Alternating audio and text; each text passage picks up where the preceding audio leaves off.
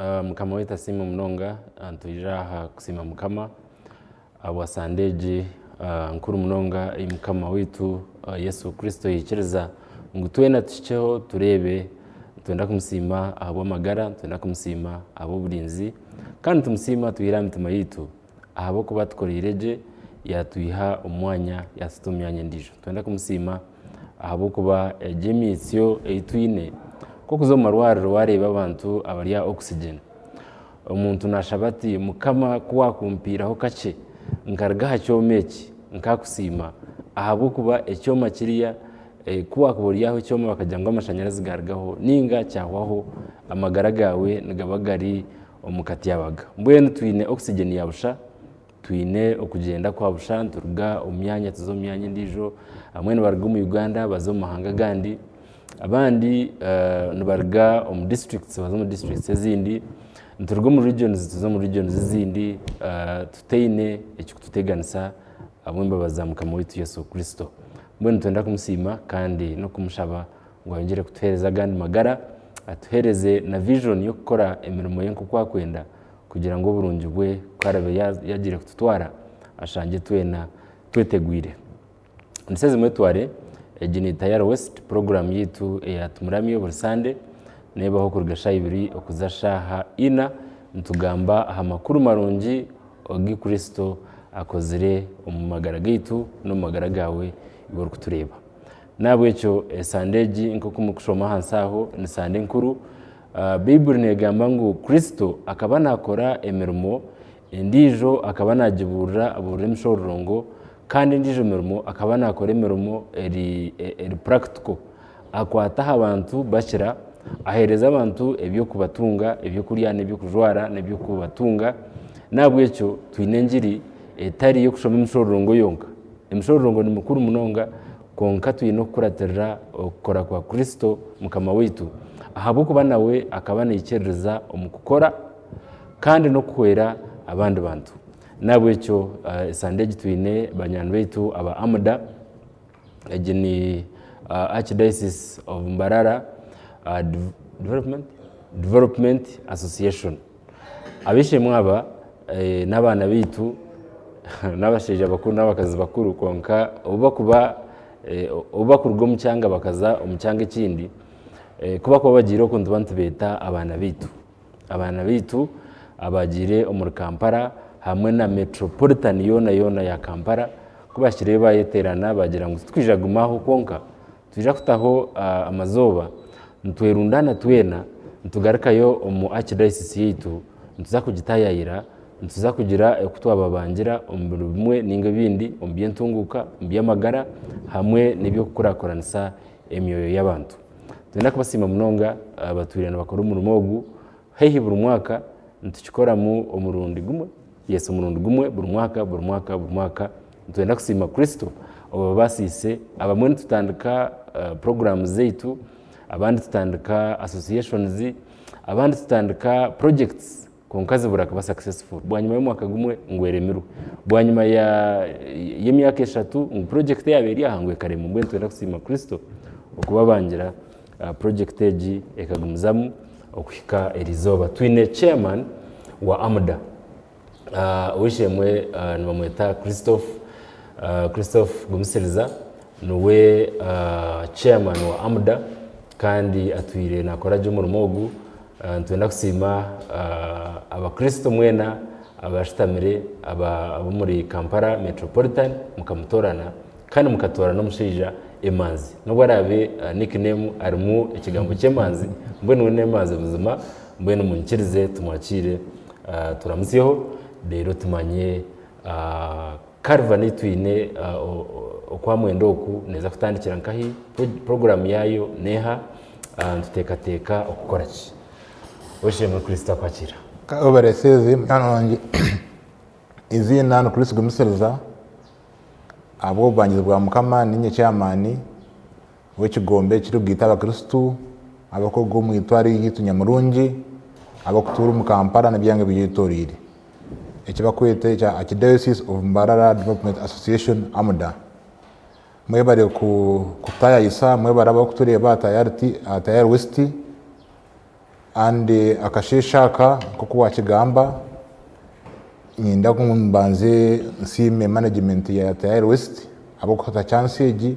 kandi nkirize ndamusye abo kutureba nti mukama witiza nabakunda mukama utasimwe. Amina. Mukama simu munonga mbwenu tutakagire omubya Amuda na program yitwine season age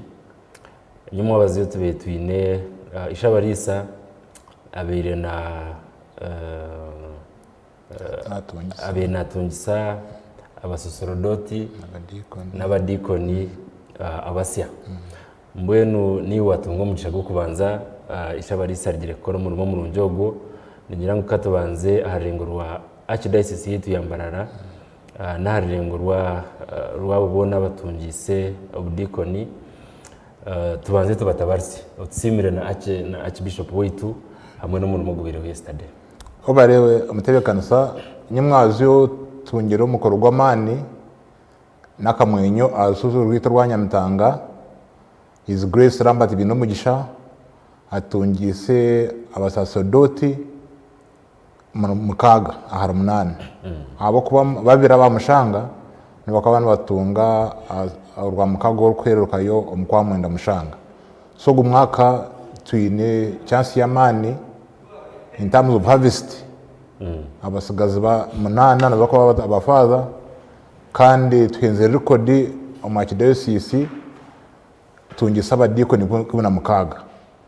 ekikumanyisa twaza ku umwaka ukwija nza kuba tungisa abasigazi 16 bakuba abafather. Okay. Ogu n'umurimo gw'amani aho kuba kuza wamara senior 6 kuza kuba umufather no shomere emyaka 9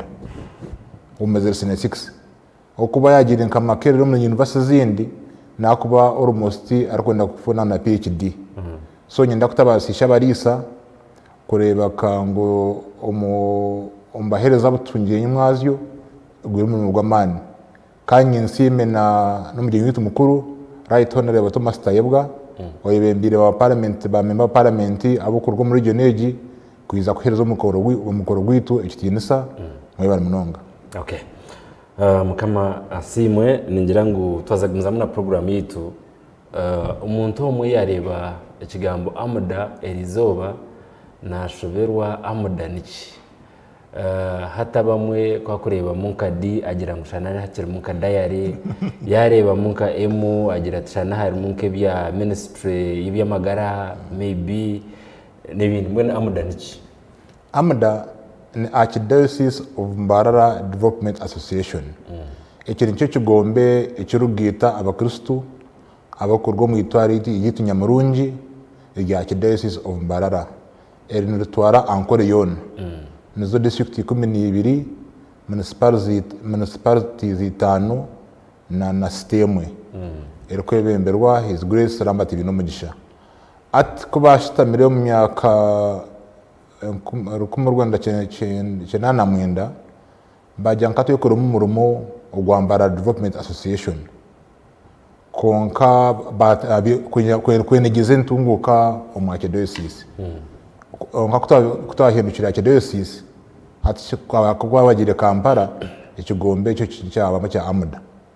nicyo kigita buri mukristo wena uru Kampala Mukono Entebbe Jinja Wakiso nango hati n'abazaguru na za Karamoja bagiye ngo hati nitwe tiyo mu diaspora mbwenu n'abakristo abari mu diaspora from Mbarara Archdiocese. Okay. So twatandika kinana rukumu Rwanda 9 yes. So kurga 9 twijana na Calvin niki ati akarabana mu butongore katanuka 2013 tukatanikiriye 10 na Rubirizi. Calvin norutaya rugwe na kwishatu tukashara mungu buri mwaka abana bitu koko wakigamba kutandika abana bitu ba Amuda abukuru mu Kampala tugire mu rutayayo urutwiza tukaza itwarigire buri mwaka za parishes nizishaba muje mutayaye muze mu rutayaye konka tugira mu parish yemwe yitwasharamu zikutaye mwana gumwaka tuyine orutahe rwitu Nyamurungi rwa Caravan orutahe rwigoga ntuzo muri Nyabwina ko twija bami ba amudabona nibazo muza bus bapaka imodoka zabo Kampala bazo muza bus twije hamwe tayero gumwanya twara ibintu bingi munonga mwe no gumwaka tuyine tunza Nyabwina umurishema abo orutahe rwitu rugumwaka. So ba members aba twena bajya mu twena ntuzo mbasi tayine abantu abarengere ururengo rwo kugenda mu basi ninga amudani ku sharibiti nsa egira ngo twena nsa kuba mu ntomo ati Caravan egintoye ntwija gukora mu ya Mukama Yesu Kristo yatsigiremo hano yabinakora kurisa abenjara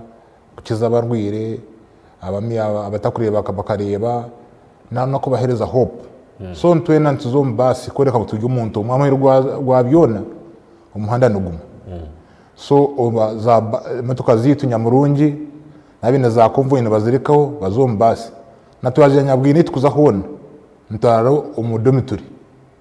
inkabonye ko nkwingana ushanganye ushanganye hadeka abandi bari yahansi ntunabiro mbinabire bibye bafe bibyo ko escoti kwenda koreka humility and also koreka to inspire abantu abatukuza kutayayira kugira ngo Yesu tujye umuntu umwe and it also reinforces pera yitu ya unity nka Amuda. Okay. So stakajiro mu activities nebitukuza gukora Nyabwina bamumuro ba members ba Amuda twine mu kabaye icyo kureberaho ba members ba Amuda twine mu mwana witu right honorable Thomas Tayebwa twine ba minister biona abakristu twine ba CEOs MD wa National Water oguchairman witu wa Leyte engineer Seva Mugisha twine mu ba commissioners twine mu ba major generals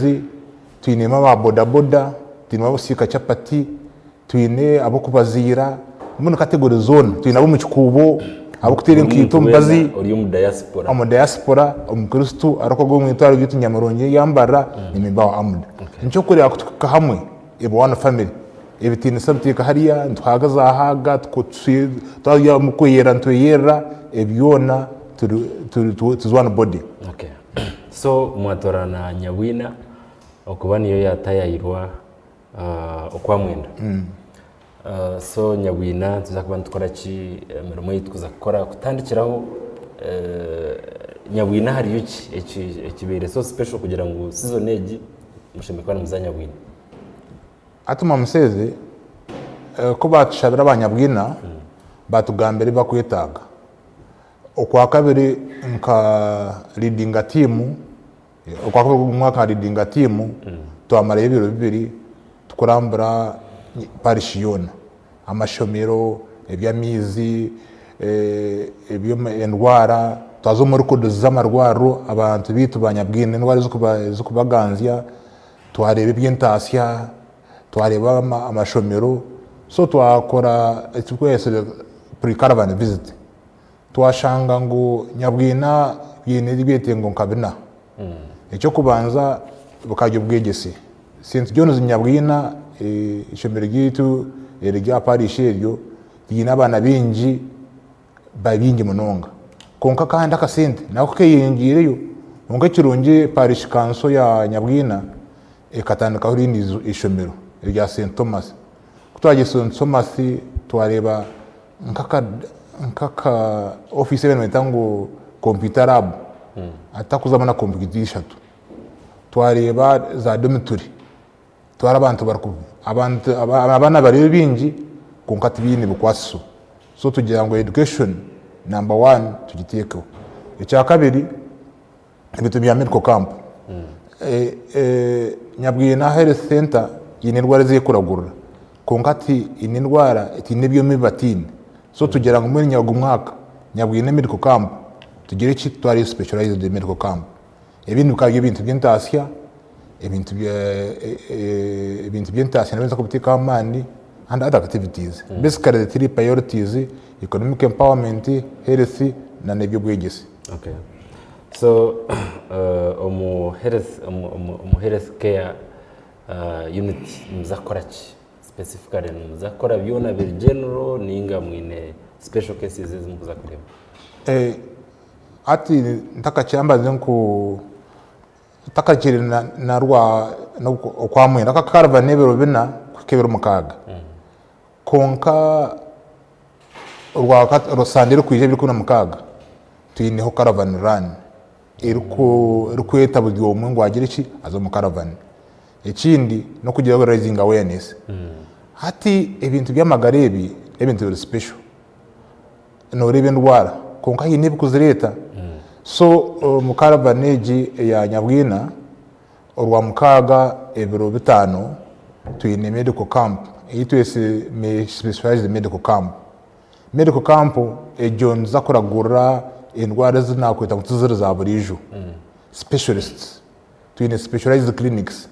tuyine eby'umutima twatanise na Uganda Heart Institute nibo barabembera aho tuyine abamisho twasanise na Haro Mission Hospital ahaha na Arunga Ambara tuyine abamino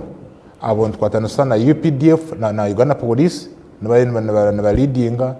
tuyine aba cancer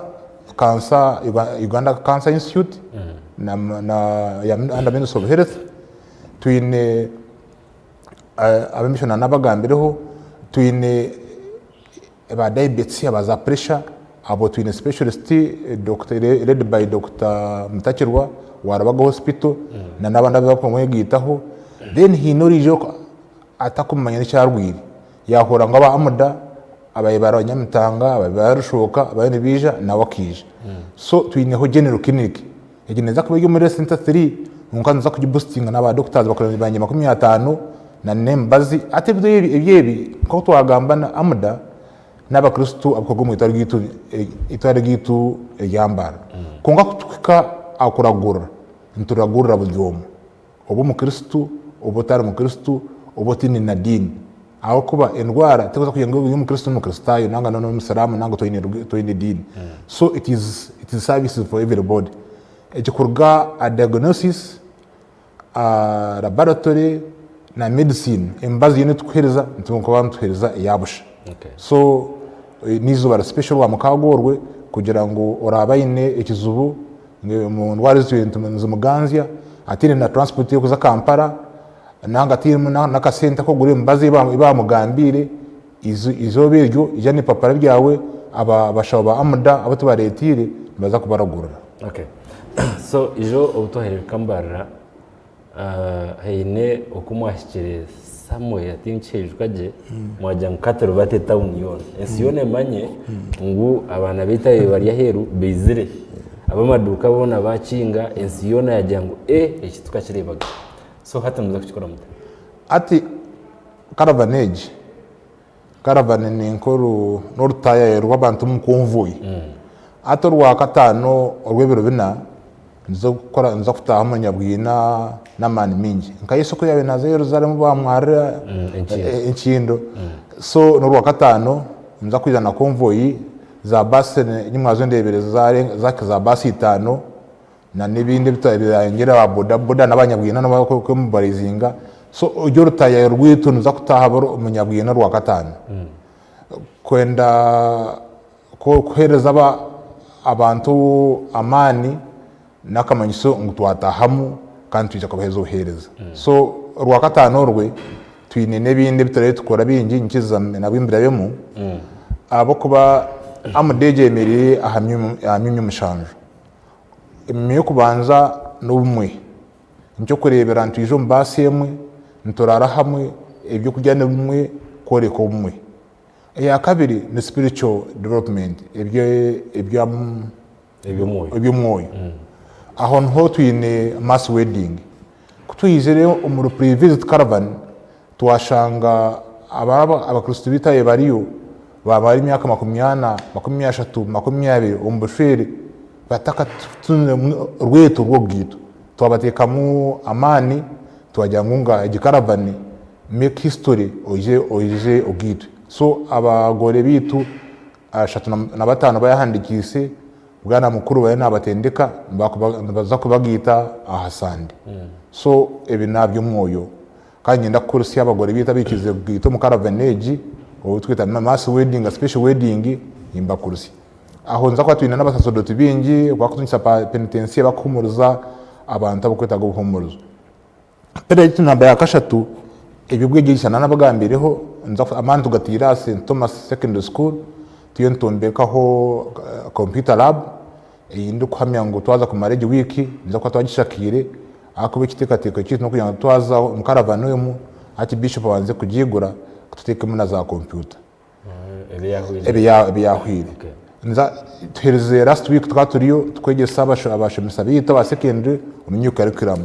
hata mu caravane nza kubijana twine bitabo bya new curriculum kugira ngo mbabana bitu base kutunga umutindo gw'igisi gukire eya kana leadership development abantu bitu abaryo mu leaders am leadership positions nza ku bantu bacomesa ko shimiko ko muyebembezi uko shimiko no hereza abantu bawe uko shimiko no ugamba uko shimiko no wazo mukanso uko shimiko no otisa kugira ngo abantu babo baze kugira ki kugira cyo bagaza ngo nka Cyankwanzi style Cyankwanzi style then twine mu Cyankwanzi style ya economic empowerment abantu bitu tukashanga nyagati bakristo bonga abantu bizo mbyaro ubworo bwenjiri abashija bitu bakenda kora ekinte kwa kigambe namani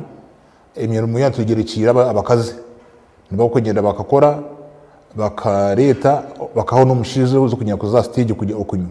so twinemo mindset change kandi aho tukabakagira ngo tubaretere ibyo kubasa kuba yabo umuntu asyanka parish so twatense na government nza kubaretera omwani tubaretere na enteza diary kugira ngo babase kugere kuba tungura abientasya then of course twineho pera economy ya health and awareness ejiniyo middle company najigambireho then ya environment sustainability no nagira nti ahaho no turabe turahere seedlings twatanise National Forest Authority na Minister of Water and Environment nza kwahereza seedlings izarabase kuba yamba umyo kuma by'ubuhangwa so in short ejini package yitu ya caravan niteka ngo na tutaza kumbona ko ubu enjura nazonze bandi yes zibanzisha na wagamba mu cha mass wedding imikoro yona nkendijo mikoro umuntu yazagitwa nabana yenda koraho akabaga kurya abantu so umuntu numugitsa mugarika mukora nemba ati ogito kutiro Sunday aka Sunday niyo the climax ya caravan nibakwije abagitwe kuba rarege gitwa bajoining misa yitu ejije mpango ibembirwa ki Bishop His Grace Lambert Bino mugisha kuturamare tuzumugadenizi kutezibishani kuturaga umugadenizi tuza acyamushana bashitamya hamize muna ki Bishop nitaba amuda tubatebekana sizeho ikihuru cy'amani twiniho za cake twiniho birago then kuturaze bazo after party bazo mu dance ito mu bus zit tugaruka bwana gukora so mbwe wako kireba so extension ndone yabo extension yabo kunka chachi photography the lunch is all on the Biria Amda and netwe kwatanise na leadership ya Nyabwina parish council kakitikamuka stamp kana bene bakora echamani kurebeka ngo izobejo ryashemera kandi kuturaheze na buri mugore wene nza kumuhereza kope ya album y'ibishane byabaho na ka flash aka video kugira ngo nagume nayo kabiya abijukuru ati nkagitwa umunyu caravan ya Nyabwina kandi bukabaho aho bwa Amda so umuntu kwiyaku hate kitekate kucyaka mutaha muhati tariyo mu muri yashatu na batano ngakurugiro kuyakureba kandi nawe yamara imyaka n'umukazi we n'umushija we batagitse so ubwo umuntu kwiyakwija mukamwakira ninga cha mwakingiriho ati twakingiriho abo kuba amata kagisirwe hine ebiro ebyo kumara barakora ngo mukiriziya so tukabaha ubwire emyezi 3 tukuranga buri senta buri hika kugira ngo abukwenda bwito abukwenda bwitwa urugi rwigwire kutwagiye kucinga nangwa bakabajyana na babiri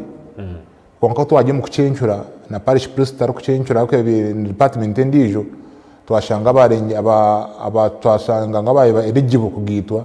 bakaba ari abagori 35 so wakubaturire umurango ugu kitekatiko cyatahamu kira parish priest ubu nasa kutika program ndijo iri kwija irabina kurwo mu parish. Okay, so ombiro bena cyo kubanza nsa kubanza kutahanya nyabwina n'amani menshi itwa abanyabwina n'abandi bicweke byetoriraho tukabajoyininga kubahereza vibe ngumu ensiyone manye ngumwije ninga nimwe kucekorera mweka mazima aho kwakirebere ubwiza nyamutanga tukatanduka twine basi mukaga n'izindi nkishatu ngo kuza ku cathedral nkashanga tujyo mu na kamotoka zukurenga 30 so ni shaba rwa katano apo na kutwegitaho nimubye kutegina nanga tumukonvoy yonga onkumbero bishatu aho kuba ntwitaga ebikwaso ntwitaga na namani na support bintu byona so activities zone ezi turakubaretera nkabe nyenda abantu take a man we mobilize and be part of this abo kuba ndakaza ku na timu yanjye tukaronda abashaho twaronde mbaji twaza kuyija tukashanga ngo abasha abarwire tibaro nkareta abashomisa abatendeke abatendeko mbye economic empowerment tukashanga ki abakazi nanga abashija emyeto bataro so nyenda bugoma twegiteho turwa katanu konka tutanya bwina konkano mbebinde bishatu rwa mukago mendu ku kampu sande no misayitu muye twegite ahariyoro. Okay. So twine omuntu ari kugira ati nyobona nyenda kwije biro ebi bena niza kwendera na basande atogo umuntu muza kumutahi naza kuba ine nabona umuto mudometre ninga nabasa kutunga hiyaba natura ati parish council ekwatenese na bwana mukuru bino kubatekanise ibara teke na mnonga barwire aho kuba urukutura uyu na tureba atayar west na baza kutekatiye kanshi kanyukanda kabuyanda kanyenda kwiza umende ku kampo nako geyo rwa mukaga meruka munebe yahwire so etkuza nturi abantu bingene bakira ukurarayo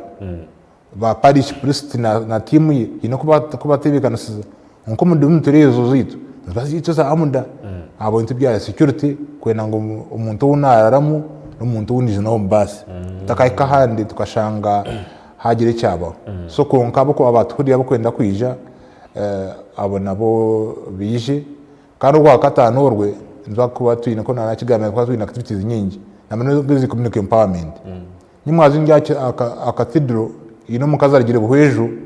ija kunsima kandi ate yanyanjura ati mukizo witu buhanga abakazi batogese okuteka mandazi atata mandazi ago ati nyine ka bakery bahangokwe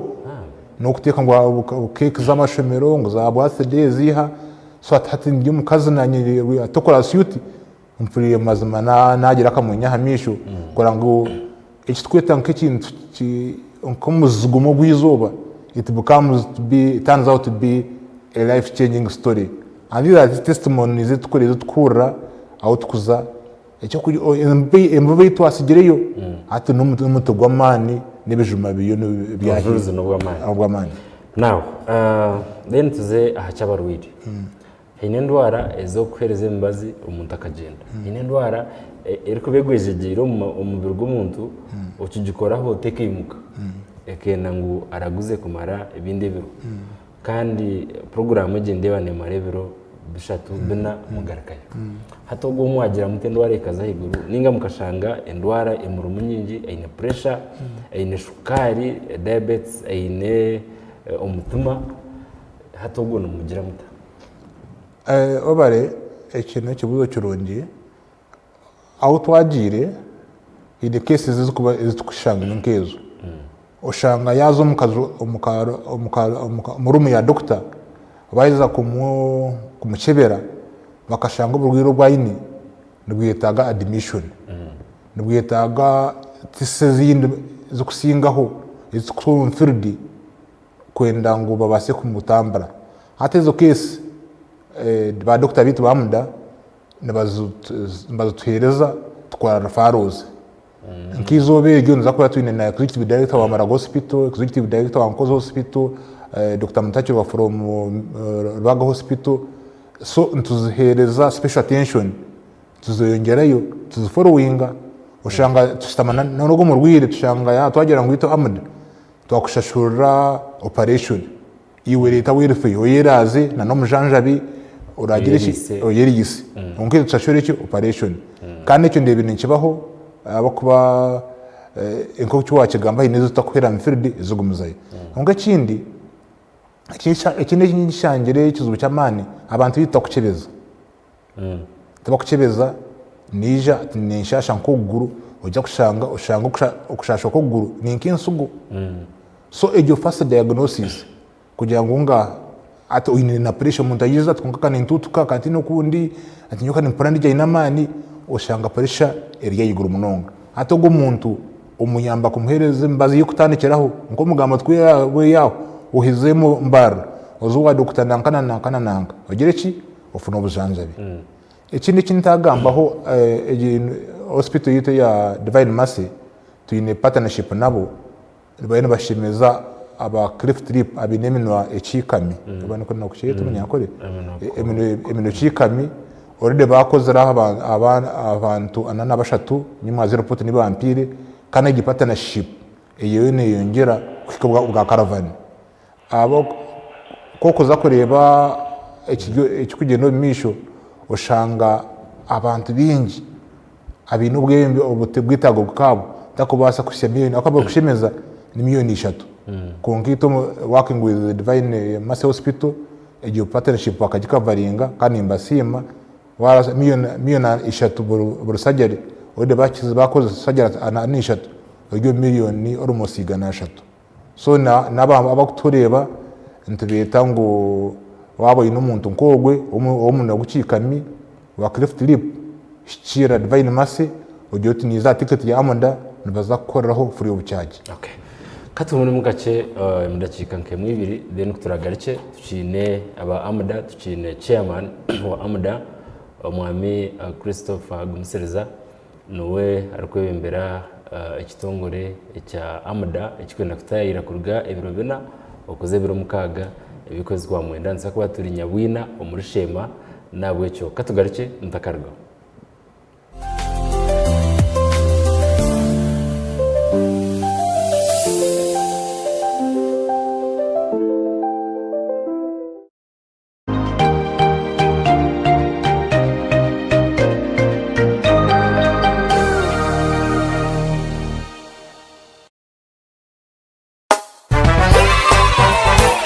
It's happy time, Chomelo.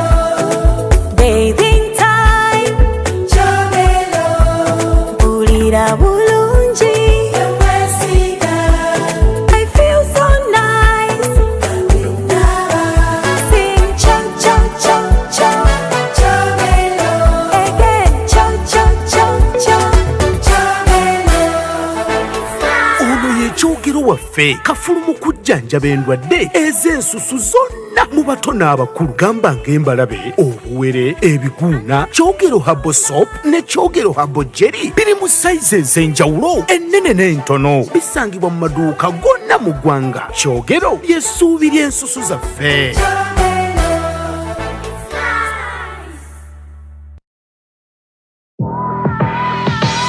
twakwakira ahari King Caesar University itendekero ry'ururengo rwa hiyo kandi obwa hateryine chata okutendeka beji bona aha rurengo rwa Africa rekureteremisho mu nyamwingi erya rurengo rwa degree ahari ka medicine and surgery, law, business administration, applied economics, computer forensics, petroleum geoscience nendijo mingi. twine n'endijo mishomo eya diploma in clinical medicine, community health, global business n'ezindi kosi nyamwingi ahari King Caesar University. hati no basakoresa intex ibiri zonka iyo kwa kana neo kwa munana nyensya yawe hinduke na munonga wamara kusharaho. Shanga hari plot 22 King Caesar Road Gaba Kampala ningo teresimwe ya noti 200 rwendi 11 2025 ningo twicirira kibanja cyite cha website www.kcu.ac.ug. King Caesar University, igniting the future. In the neighborhood, near stagnant water and mosquito breeding sites, malaria lurks, always waiting to strike.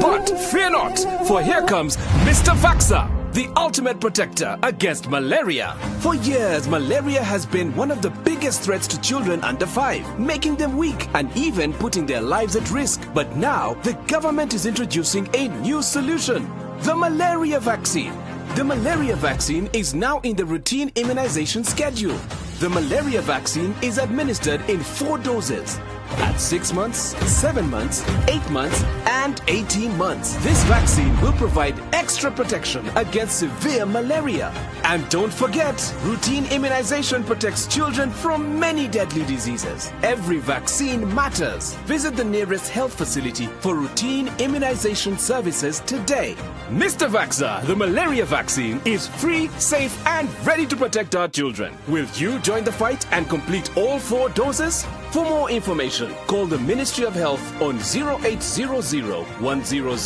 066. This message is brought to you by the Ministry of Health. Nitukwanjulira Mbarara Institute of Health Sciences and Management. Ishomero lyonka erikyasingireyo okugunjura abashaho hamwe n'abazarisa aharurengo urwa certificate na diploma omu diploma in medical laboratory technology, diploma in medical records and health informatics, diploma in pharmacy. Rero bagaruka bashomesa certificate na diploma in nursing and midwifery. Ishomereri erine medical laboratory erimebyoma nibereba ko muntu eyomurembe kompyuta z'ekika cy'ahiguru kandi by'emizano bakabiteka mamanika kandi ishomereri rahamibwe ministry ey'ubwegese na ministry of health kandi bine bus rugogoma eyokutambuza abeji ebyombeko ebyomurembe hamwe no mwanya rugogoma gwo kushomeramo ebitabo ogurukorebeka kurungi nirishangwa hangudo nyegendwa eyambarara isingiro odakakiro mutahuni ya kaberebere okumanye biri kuciraho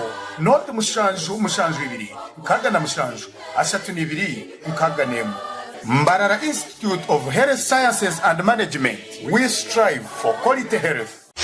Ebyo kwomeka byongera koroba kankwanjulire Ankole Crazy Limited abara kubumbira byo kombekesa nkamategura amatafari n'ebindi bingi kandi ryo mutindo gwahigu nkamangalole tiles, Portuguese tiles na flat top agemigongo. Lero bakwinira amatafari ga buli mulingo nka fire bricks, max pans, interlocking bricks, otebwe partitioning blocks. Obumori buro bwabuzire bwena babwine nka Z-Vent, Torino, Venezia na Sisa bakwine na Pompeii, Malta, Double Pompeii. Mbwena bombeche na ba engineers na contractors mwena Ankole Crazy baborobezaho byona barabibumbira muri Mbarara omwibumbe rishugeine barakozesa technology erispiria eco nabyombecyese cyangana nkabendera ya Uganda bashangari mayiro 8 Mbarara Kabale Road esimu noti mushanje 2 ananina 15 cyenda na mukaga. Ankole Crazy Limited tugende twombeke abakazi n'abishiki toilets n'ebisheshero ebikweje unisubwa abantu bingi nutubyeje unisaburizo konko bukoko buri kurwaza obubirumu ni butamagaraga omukabi. Honeypot Herbal Gentle Wash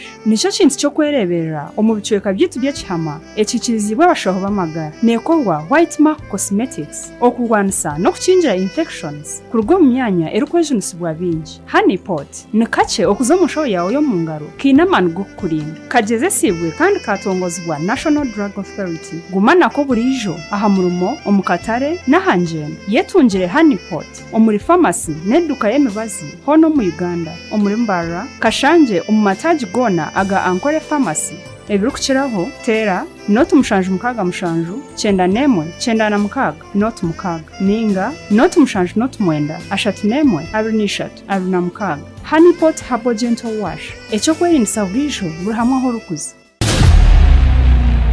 utakaferwa wanyuma ya Bushenyi kuteba goals kwingana 5 kandi ikabasa kubonerwa yo kutebwa mu goals 2 zonka ibanda itebere goals 2 kandi itebere umugore munyamunegeri abanyarwanda final ni edge ankore cup ezutayire tkoreka ambeza tayari West TV taremwa bumbu izo bari ya Sande Bushenyi ndabazano na district ya Ibanda. Second final iraga ya district zibiri banyuma ya Bushenyi kushamba final 2022 ibande kazani 2024 engine final yabo yo kubanza kuvugana kandi harika bohe and of course Bushenyi besigire omuzan Hilary mukundane wa timu ya Bypass Seiri argumaho wasane timu ya Bull FC na timu ya Mbarara City kandi district ya Ibanda amani egatire aha musano kumaka Marvel Shaba wa timu ya Maroons bona bagusanira mu Uganda Star Times Premier League namuzano gwamani tushange kabuhe izo bari ya Sande shaha mwenda ezihabu urit be for Bushenyi wese for Ibanda utafero izo bari ya Sande takwa turukabuhe ija omwinji kandi gambira munyano wa gambira munyano we wize mwenda basikoni bari mu mpiro gwe ningashi utarabase kwija zaho atayar West izo bari ya Sande shaha mwenda zuma bazo kandi basekwana bari mu mpiro gwe tunu ahando za Atayar West utaferwa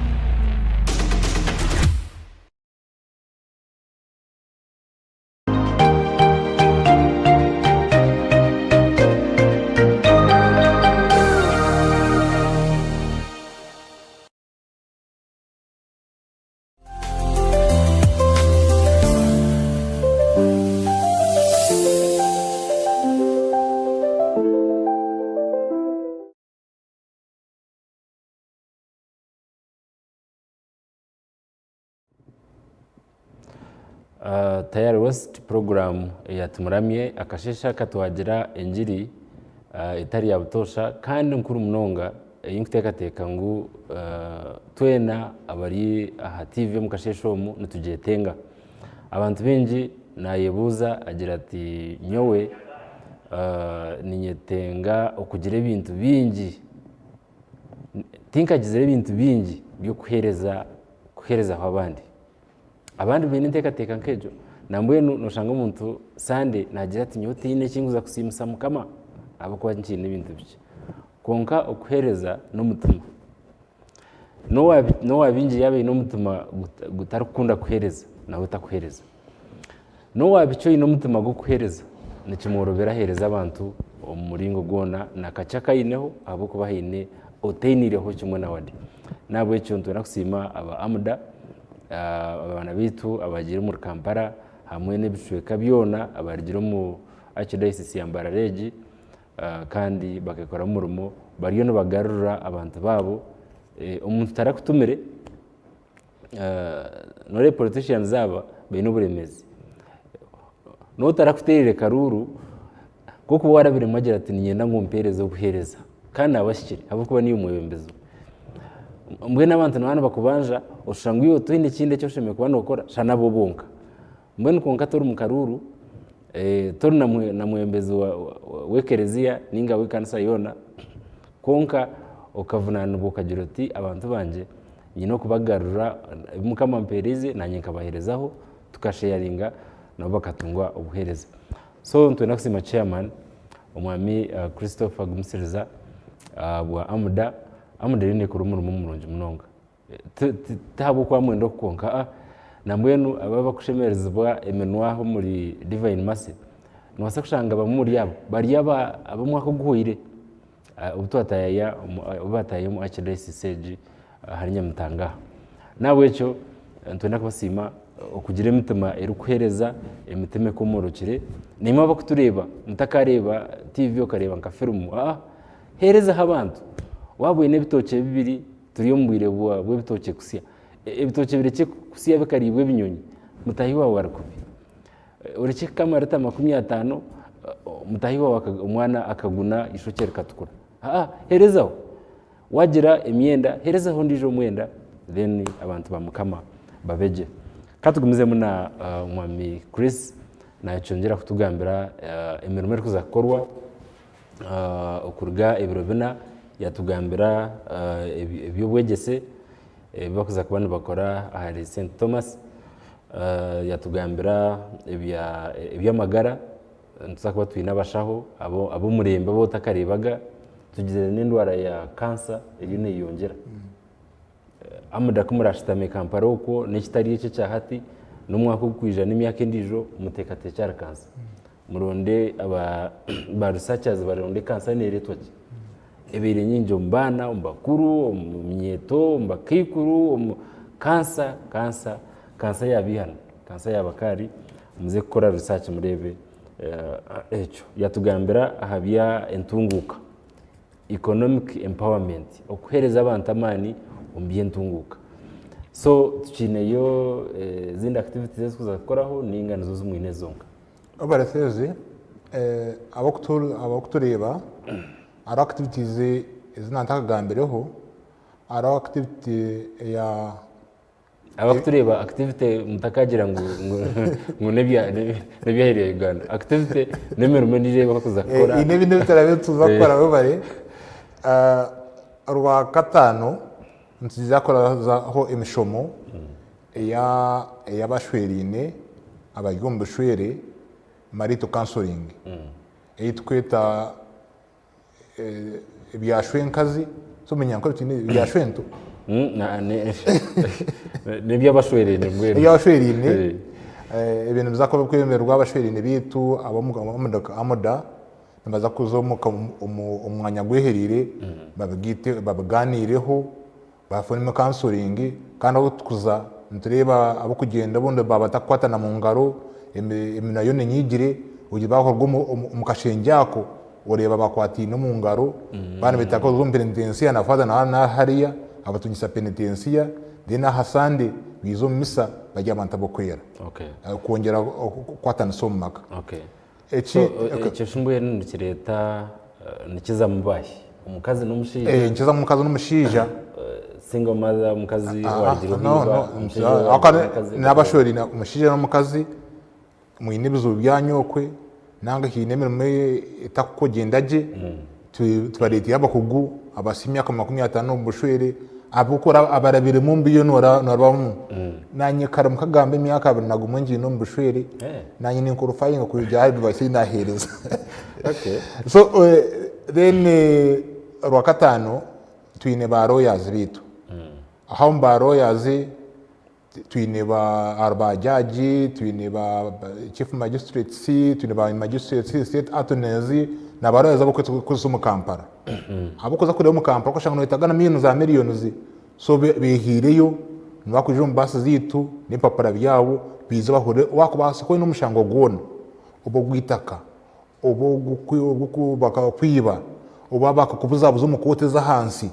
ijana fayiro yawe ushitamena abaro yazi bitu nzoka twatanise Uganda Society akantu mengo bya kote tibukahwira okwe kunka ko kwiza bahaza information fayiro bagire bamo bakweza advice bakweza advice yo kwijambara kubashanga mu office aba Uganda Society ibikweta kuzo umukote bakuyamboza umukote baza kutunga uburinganiza igibintu cyo kuteganisa kibasa kurugaho so umushango umuntu nabasa kutunga roya wabusha muhoreza umushango ubona mpaka amahero wakigambe ko kwijana umushango gwawe nanga icyo kutishobire tukwereza advice ba roya bajyango iwe ateki ntendo bujuruzi buti bakuyamba kora fayiro kugiteke bikanasizaje then hatubo Uganda Society itekingon under the pro bono arrangement kugira ngo noze kuzo mukoti bakuhoriza umushango utatire musenti zonka izgwetaga musenti zara kuyinyabwina ukijambara ukagarukayo konke byaro bya koti byona ogireki obiturekere so wakorga nkibandaje waragibana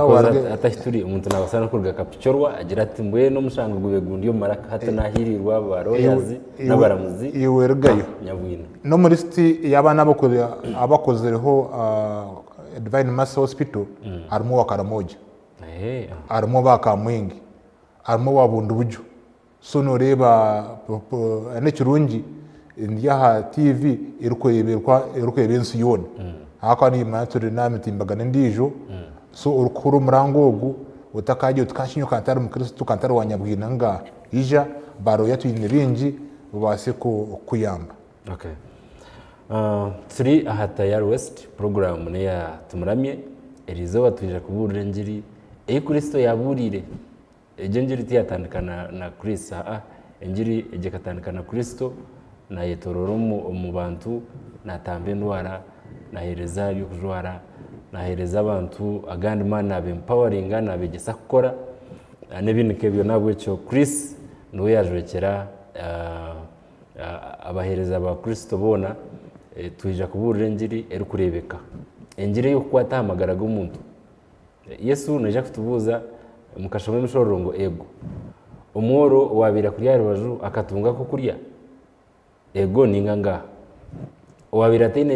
imyenda yawe ekajunduro munjo wargaho agitamo umworo hati noza bana ugaruka ego ninganga so ibyo niyo ngere yituje kubaburira umurwiri wabira ari neiba wawe hino kuwa muyambere ukamusya bujanjabi abo kukanubasa ego ninganga niyo ngiri tukushoma omukasheshomo umurimo guno muhango munonga kuko bano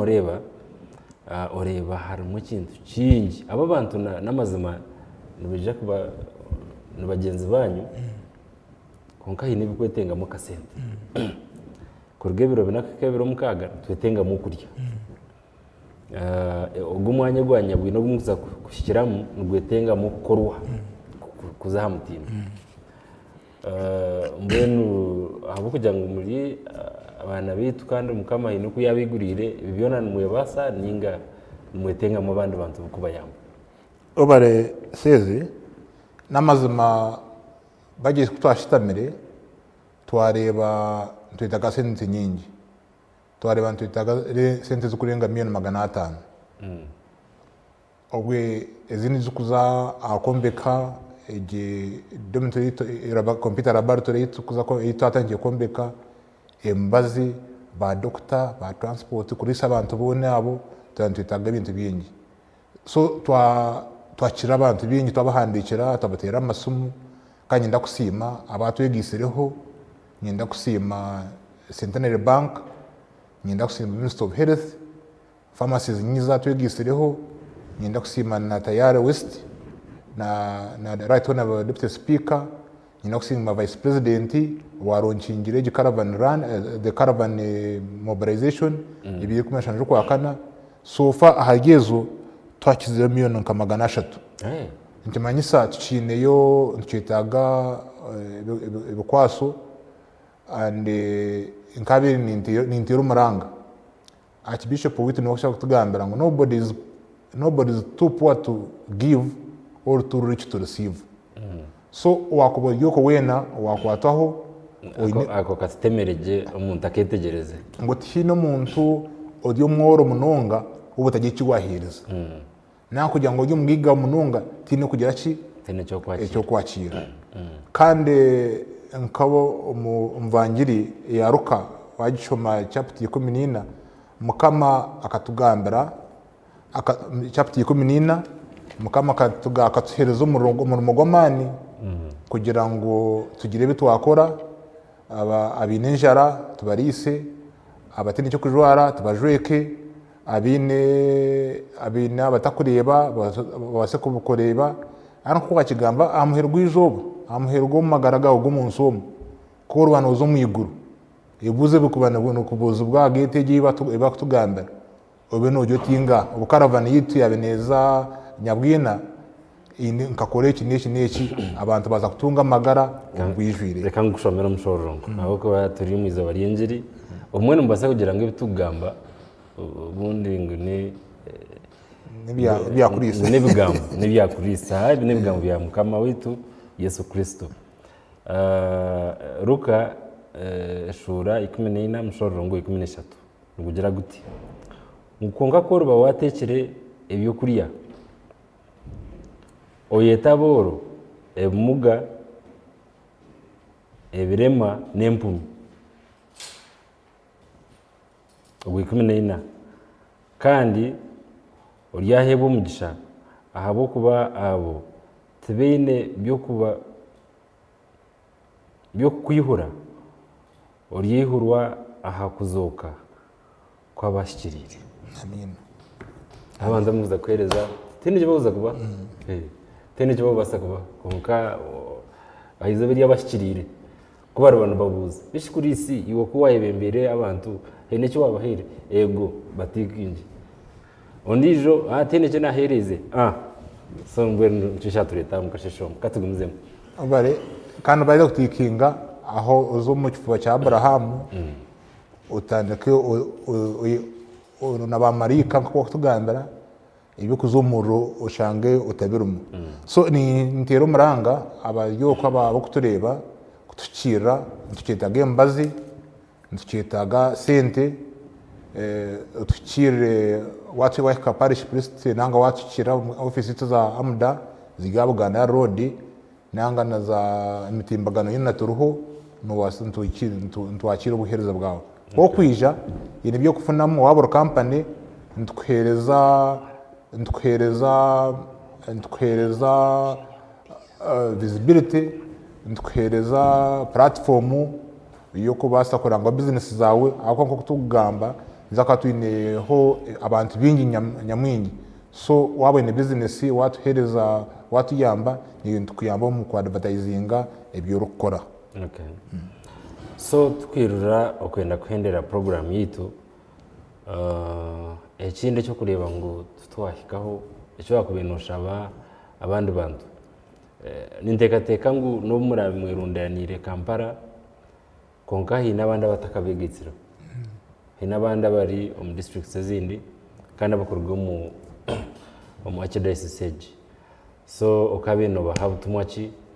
then twetekatekera okuza kuhendera obare kuba yoko watureba go kubanza amadanche cy'igombe cy'urugita abakristo abatakuturo mu archdiocese umukampana byanga biyetorire tukirira abo kuba amadati izo ntagamba karavani yonka konka hine bingi bitukora twine sako twine amasiko ngo myaka 5 yaza kwijana basa kuhendere bire banka akuba za billions zireba tukargumo miliyoni 3 billions twineho amada development fund oruko wagero memba witu yafirwa ntukweragiye munonga twineho okwatanisa omintu byo gukora kasente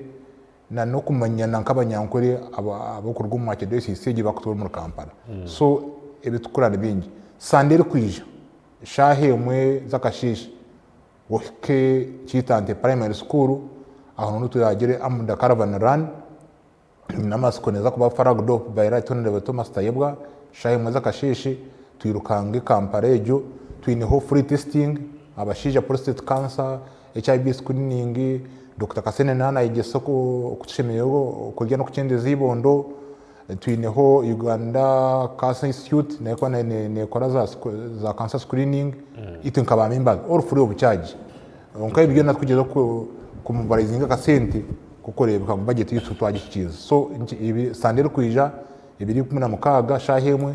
tuyishange kitante tubasiye gumuza mwameno mu yitweje. Okay. Okay, mwabari mnonga abakutureba ahame kutuyona abari aha TV abari amutimbagano yona twenda kubasima mnonga abo kutuhereza omwanya gwanyu kandi twinorta yayo rugogoma rukuza kuba ruri omurinyabwina muri shema kurgebere yo kwezi bena kuza ebiro mukaga oruwebembeirwe aba Amda bakuza kutayayira nabwo ecyo nikikuru mnonga ningira ngo nekintu cyo muhendo nubu akubasa kuba n'ikindi niwe cyo wakugira twagambaho twahuriraje twayitegereza zakwereza umugisha obase kutera ahasumu yawe iba kwija kuteraho then ugire cyo wabuza ikindi kiri omu health sector irwaro wagira ngo nsakoza health center 3 Nyabwina then nikibasa kuretera umuntu kuzayo before umuntu kujakare kiri ubuhereza mza kugenda buta urukwijakare no kukorwaho kare uruku team arrangement ejo kweri. Okay, obare amatebya kanasa se already twinabarwira barayibariyo abarayibari mu irwariro mutakizire so ngumuratandikiraho ninga arrangement yeta atwine timu iyo kucebera abantu abarukutahamo nza kubanza n'abantu abarugumyirwaro kutoraheze tuba twineho triage aho kukira maza parisha unoshashota konka no murayi nomu akabantu n'abara bingi nyine timu y'inabe nyine iri kureba abarwire abarembere abaryagari abarwi abakuzire munonga abatakubasa kwemeresha hibiro umulayi naho aho nho barabihemu bakabaretera ba doctor so twinemu team iri kugezaho gukora nka assessment nanga kupima noho kwenda buhereza umuntu utakaza umulayi ukakora pusinga utakagize iki utakakire amuherugo utakakira abahereza so iyi niyo program yitura hereze kugira ngo base kutunga ubuhereza atine utataganisibwe munonga so nkimanyisa wakubajyo korembere nango ruko utako shikira bashaho utakazembe kandi gereze ibiro bina nga ka health center 3 ya Nyabwina nange kuri hihi bakucebere utakafata kakire mu caravan. Okay, so in case kwa kubahine abari line tuzakubahereza umugisha mugambe wone itwe twine umwami Christopher Gumusereza chairman wa AMDA kandi AMDA jeje mwareba ku kiri kigombe cyangu cyamana munonga twine abana bitu bona abashwire bakaza kupakasa bakaza koremera mu yabo ko bashyire kitekateko cyabavuga nayo bajya ngo twena nkaba Archdiocese ya Mbarara katugire uruterano ro kutekateka ahari Archdiocese yitu so buri mwaka ntubantu wetorora mu Archdiocese yona tureba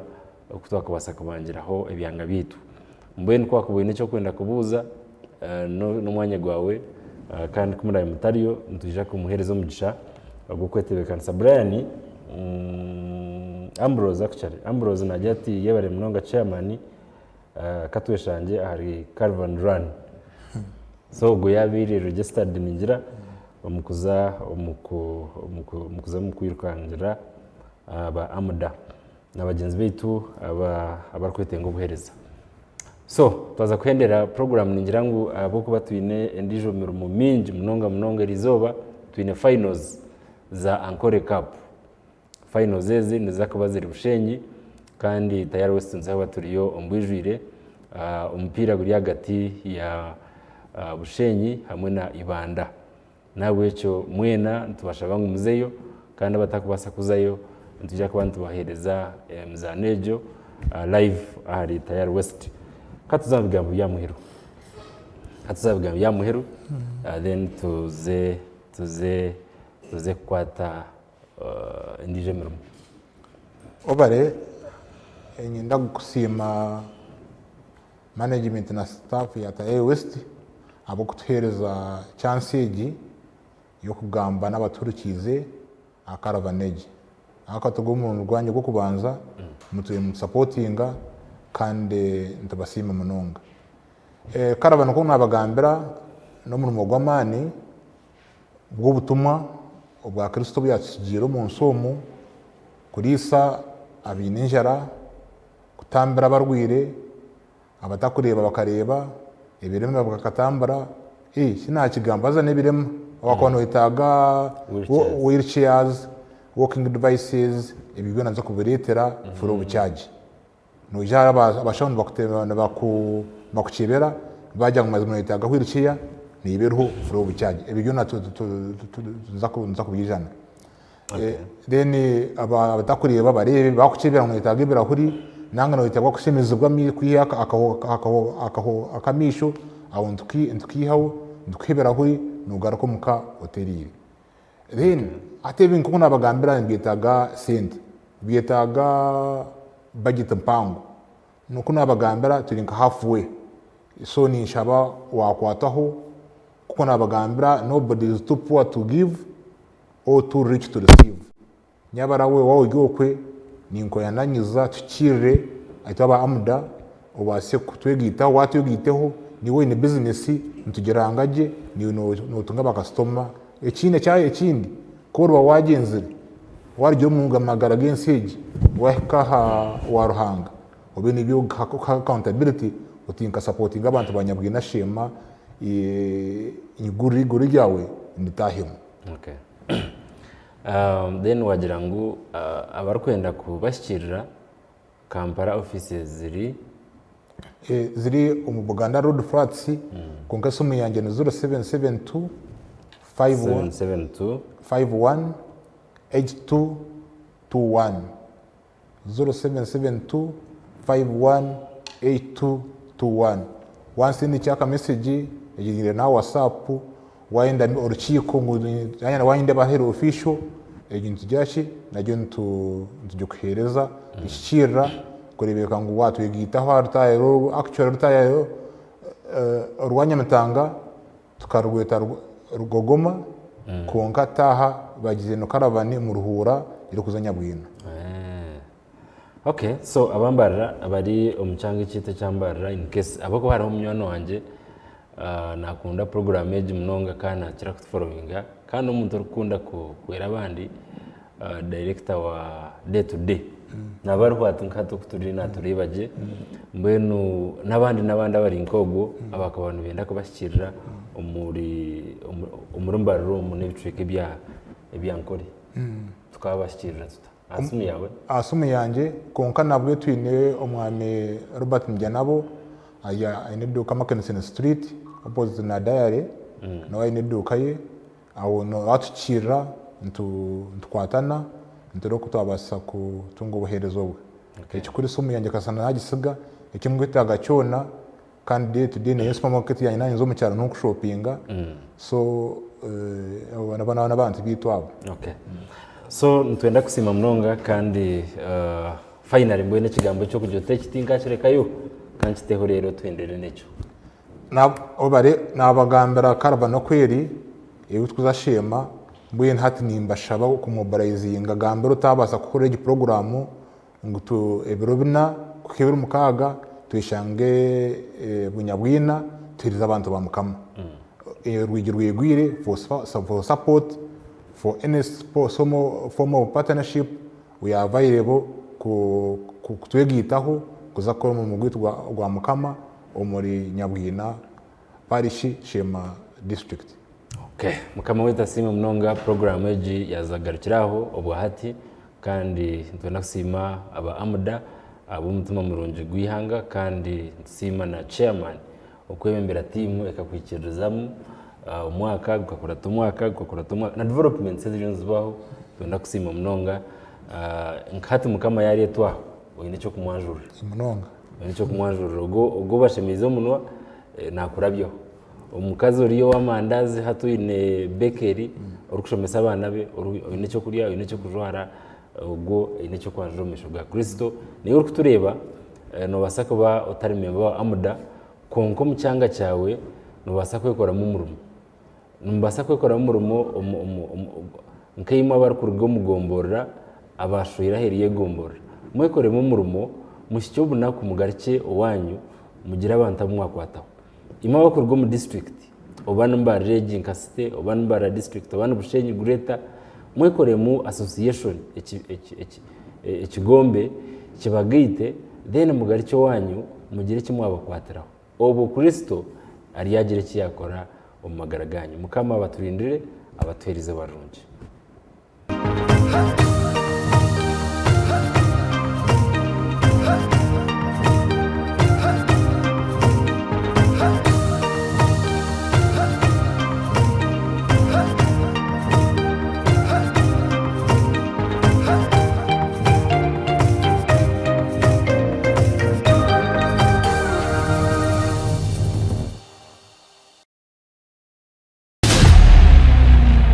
Utakaferwa